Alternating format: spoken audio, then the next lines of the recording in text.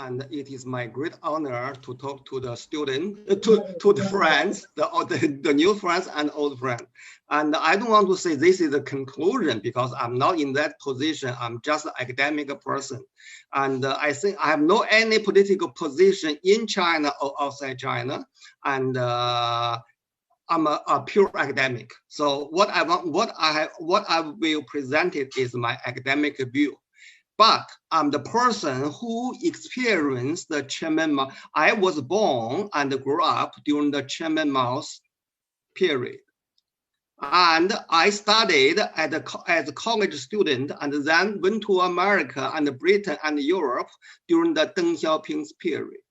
Then I returned back to China to teach and watch China stronger day by day during the Xi Jinping's period, of course, and also Hu Jintao and Jiang Zemin. But I want to emphasize President Xi Jinping, his leadership.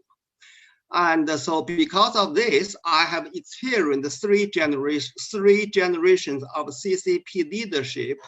I will be happy to say that I have a personal, economic, academic, intellectual understanding of CPP and CPC. First, why we need to emphasize CPC. When we discuss about China, the rise of China, the future of China, we must emphasize the CPC. CPC is a political party, not the government.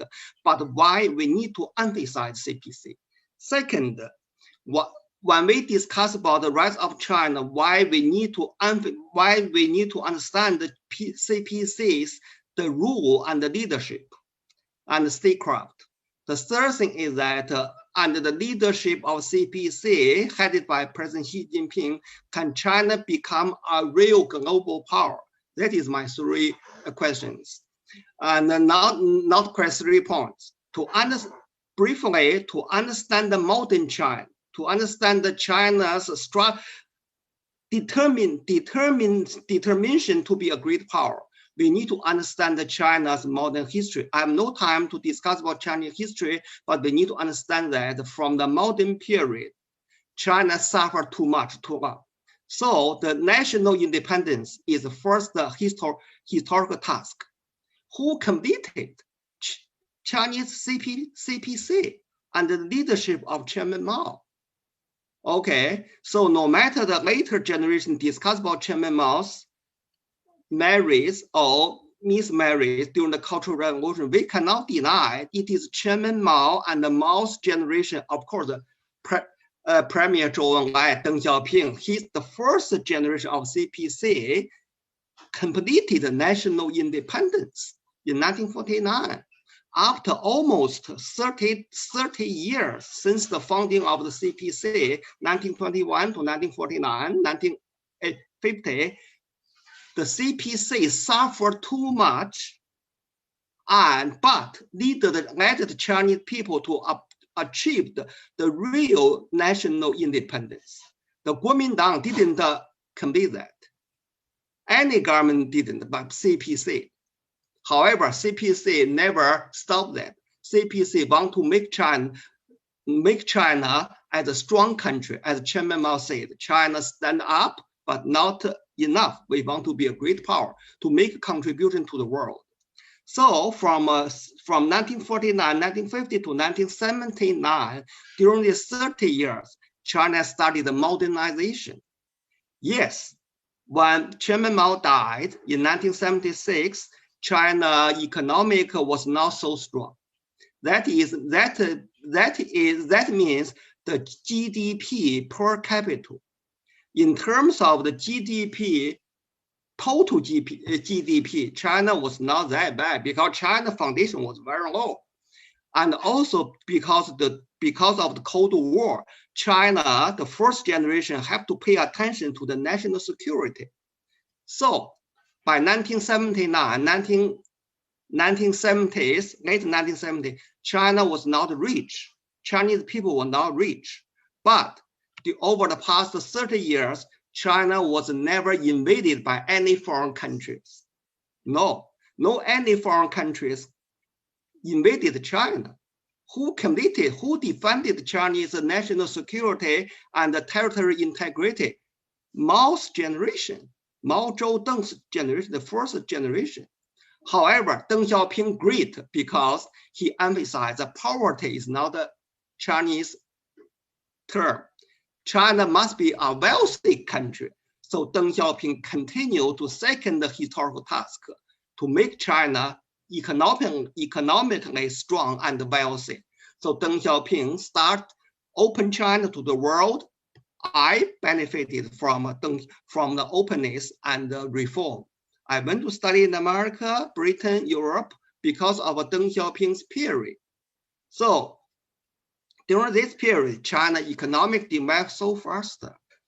So I have so many stories to share with you, but we have no time. I just want to give you one example. When I was at Harvard, I saw everything was made in Hong Kong, Taiwan, and South Korea. Very simple items. I feel very sad. I talked to my professor. Actually, he's a Joseph Nye.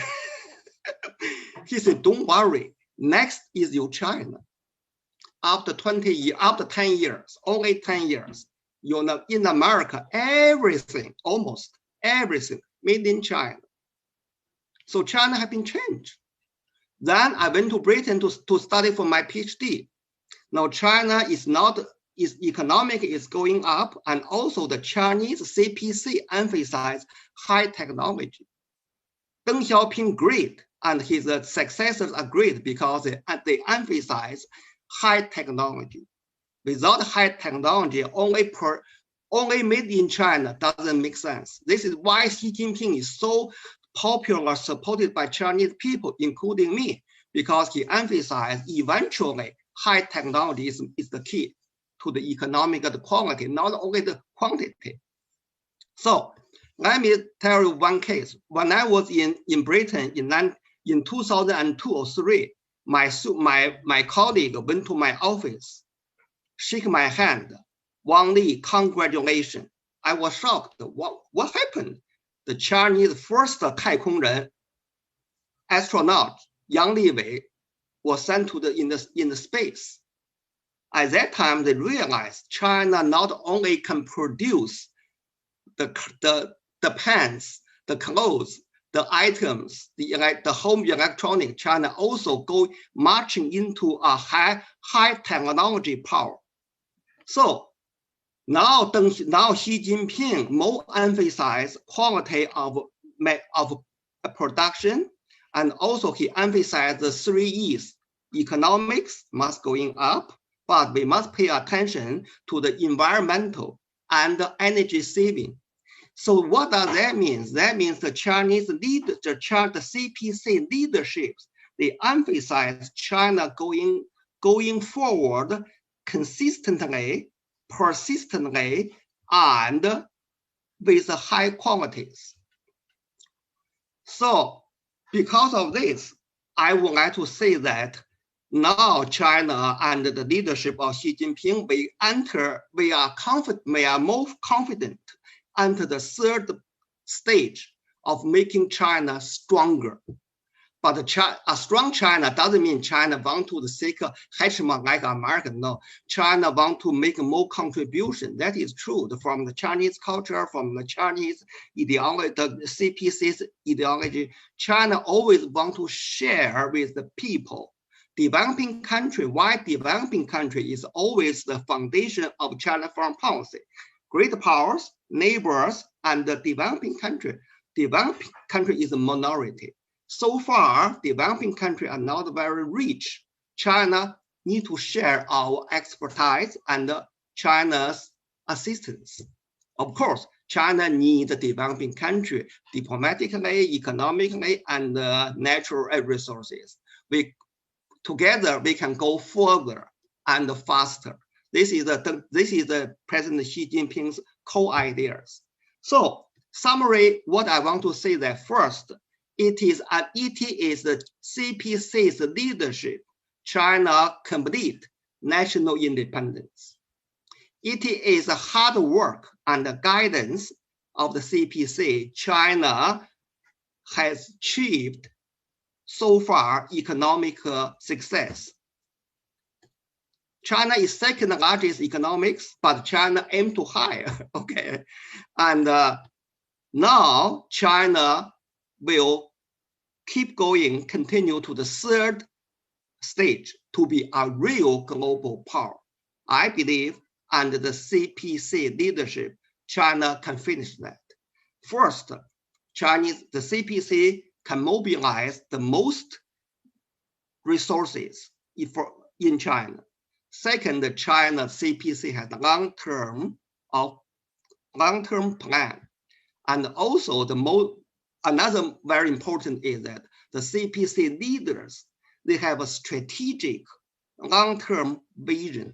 So the CPC leaders, they have a capability, they have a wisdom, they have the visions to take China to be able to realize China's dreams by 2040, 2050, it doesn't matter. Eventually, China will complete its national dream.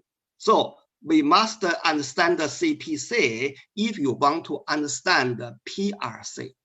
Thank you very much. Thank you.